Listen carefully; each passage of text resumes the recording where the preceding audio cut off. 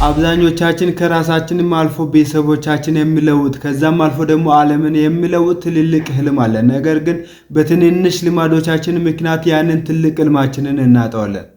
እነዚህ 5 ነገሮች ካሉብህ ብራዘር ተጠንቀቅ። ምናልባት ህልምን እያሳጡ እድገትን እየገደሉ ነው።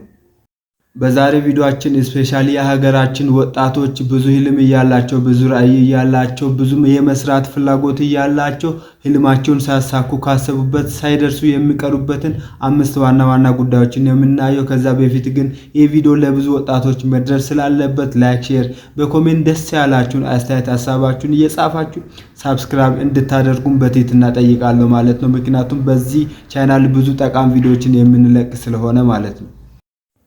የመጀመሪያው ግብና እቅድ ነው ማለት ነው። እና ብዙ ወጣቶች ትልቅ ህልም አላቸው፣ ትልቅ ሀሳብ አላቸው። ትልቅ ህልማቸውን አንድ ቀን አሳካለሁ ይላሉ። ነገር ግን እንዴት፣ መቼ፣ በምን መንገድ ነው ያን ህልሜን የማሳካው የሚለው ግልጽ የሆነ እቅድና ግብ የላቸውም ማለት ነው።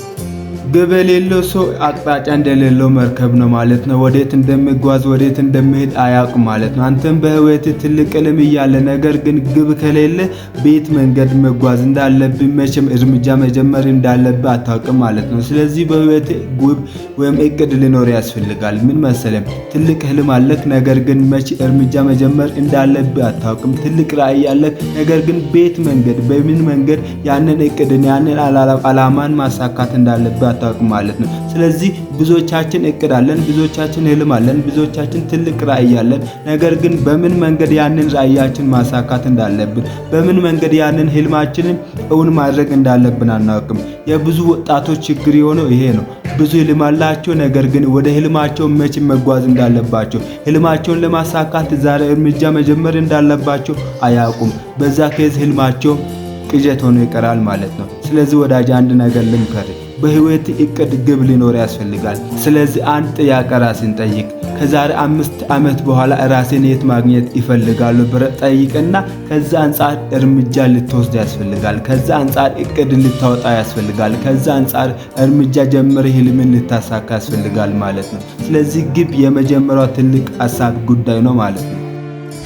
ሁለተኛውና ብዙ ወጣቶች እየተቸገሩበት ያለው ጉዳይ ምንድነው? መማር ማቆም። ምን መሰለ ወዳጅ፣ የዩኒቨርሲቲ ዲግሪ መጨረስ፣ ማስተርስ መስራት ትምህርት መጨረስ ማለት አይደለም።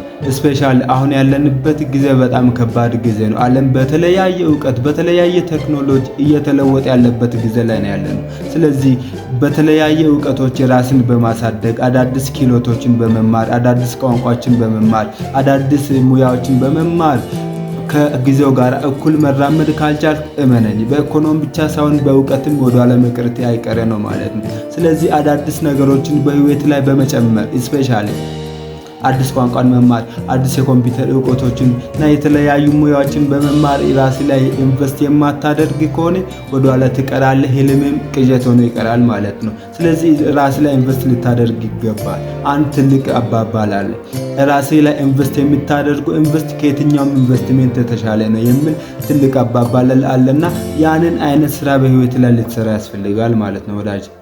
እስካሁን ቪዲዮን እያየ ላይክ ካላደረክ ሼር ካላደረክ በኮሜንት ሀሳብን ካላስቀመጥክ ወዳጅ ለሁላችንም ጥቅም ስለሆነ ሳብስክራይብ በማድረግ ቤተሰብም እያሆንክ ላይክ እንድታደርግ በትህትና እጠይቃለሁ። ሶስተኛውና ትልቅ ፈተና እየሆነ ያለው ምንድነው? የገንዘብ ማስተዳደር ችግር። ብዙ ሰዎች ድሃው ነው እንዲቆዩ ያደረጋቸው ትንሽ ወይም ዝቅተኛ ገቢ ማግኘታቸው ሳይሆን ያንን የሚያገኙት ትንሽ ገቢ እንዴት ማኔጅ ማድረግ እንዳለባቸው አለማወቃቸው ነው። ያለ እቅድ ብዙ ወጪ ማውጣታቸው ነው። ስለዚህ ወዳጄ ትንሽ ገቢ ቢሆንም የምታገኘው ያንን የምታገኘውን ትንሽ ገቢን በጥበብ ማስተዳደር በጥበብ ማኔጅ በማድረግ ትልቅ ለውጥ ማምጣት ትችላለህ።